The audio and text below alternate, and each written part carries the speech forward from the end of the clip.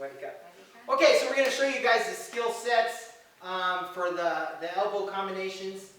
And so again, we teach a skill set so you guys can like perfect and have, you can do your own skill set for your own school.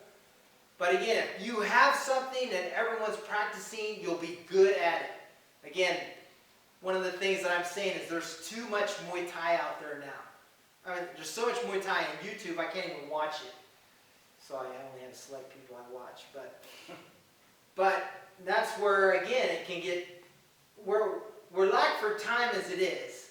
And if you don't try to practice all this stuff, you're never going to be good at just one thing. So again, I want to emphasize, Muay Thai is really simple and boring, but they perfect their techniques. You got to find your techniques and perfect them, okay? So I'm giving you an awesome skill set, which most of the Thais, especially our Thai champions at our South Stadium, they only have 2 elbows. So I'm giving you 6. They've like perfected 2 elbows. And there's one of these. So the first thing we're going to talk about is your weapon. Again, we're bone specific. Most females, like Zena, she has a wicked pointy elbow. Okay? So you have to discover that. And again, one of the hard things is that most of our gyms here in America, we don't have hard sand bags. Because if a beginner comes in and hits that bag, well, I ain't working out there. You guys are crazy. Right? But a hard sand bag will really show what bone you're trying to use. Again, that's from punches, elbows, knees to kicks. You just have to learn how to softly kick it until you get used to it. Or hit it. So this is the point. It's a specific point. So this thing is like a hammer. We also call it the knife of Muay Thai because this is the second hardest bone in your body. The first is your head. So when the 2 hard bones of your body come together, the skin splits. It has nowhere to go. So that's why this is called the knife of Muay Thai. So I'm going to basically just go through the elbows really quick. Fighting stance, So number 1 is the jab. So I'm kind of trying to coordinate these elbows with the punches. So your students have kind of a reference. Okay, so maybe I think these things too much, but I'm trying to give you some good solid skills. Okay, so the jab is just, she steps straight forward, boop. So if I'm here trying to protect myself, she's going right for my nose. Okay, so the target is the nose, all right? So again, if you're on the receiving end, someone goes for your nose, you give them your head, okay?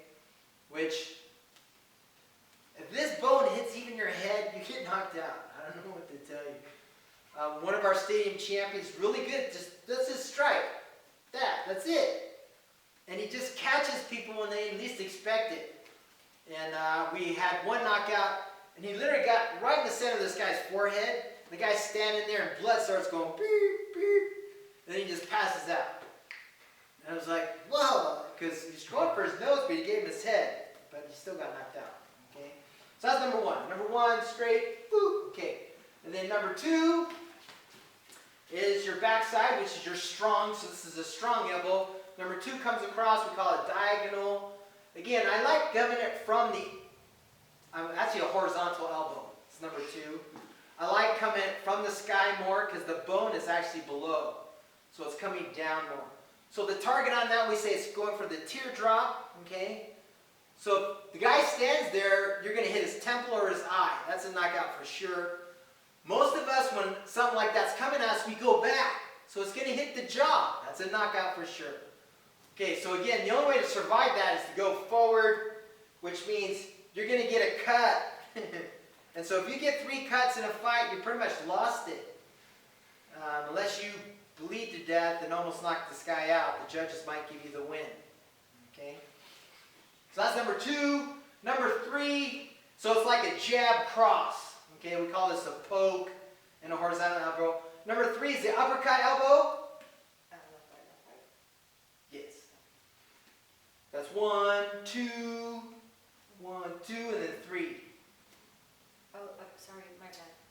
This is new to her. She has a different skill set, so she's having fun learning all this. And so again, this bone is going straight up the pike, like an uppercut. So again, UFC fighters are doing this because it's a sneaky elbow. Again, you think you're protected, but it's short and sneaky. It can come right up your face. And again, this bone, this full-on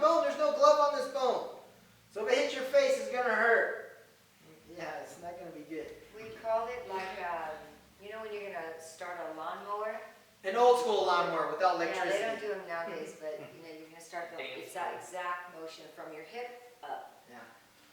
Okay, so that's 1, 2, 3. Number 4, and this is a tricky one. I'm going to have you step across and grab the neck. Okay? So it's an offensive grab. Most of my techniques are about grabbing. Because if you grab the person, you literally can have your eyes closed and you know where they're at. And because you're grabbing, it's, again, your offense is becoming a defense. So she's grabbing her neck, because on most gloves, you can get a little hook on the neck.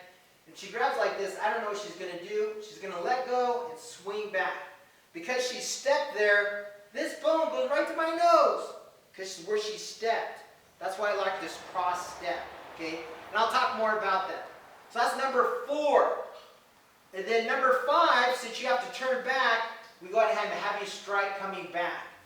So that strike coming back is totally perpendicular to all your knockout spots. You can hit the neck, jaw, or temple, and somebody's going to go back on that one. So she goes all the way back. Then number 6 is an overhand elbow. She's going to come high, bring her tip high to the sky, and come straight down my face. This is a wicked elbow.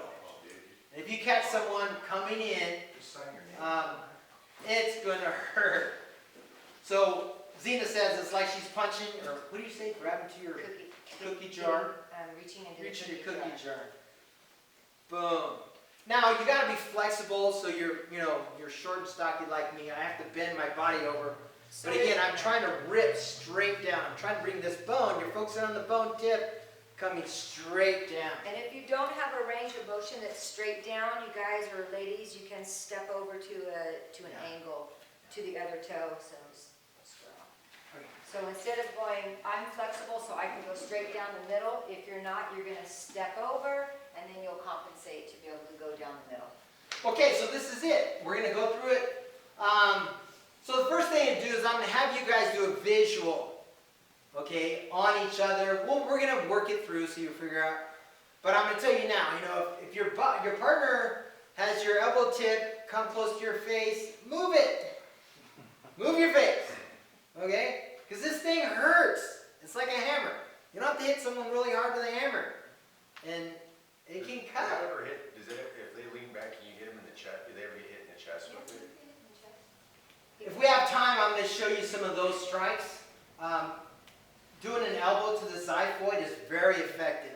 If we have time, I'm going to show you that elbow. They hit them Reference to right here. self-defense. You try to move your arm, it just numbs And it. plus, you females, you're a bigger guy, you got 2 spots that are a little bit more convenient for you. Okay. Okay, so let's go through this. So we're gonna also show you how to hold pads. That's all the cool things. So this is number 1, boom. Number 2, boom. Number 3, boom. Number 4, step and grab my arm. There you go. Sorry, my bad. I'm still learning. It's okay. 4, number 5, and then number 6. So I like this combo for a pad holder because the last 3 strikes you use the same hand. So you're not going, okay? It's the same one. And if you have your hands like this on the pads, which I'm going to talk more, I'm doing this for video's sake, you're fully more protected. Okay, so we'll go through it one more time. So there's 1, 2, 3,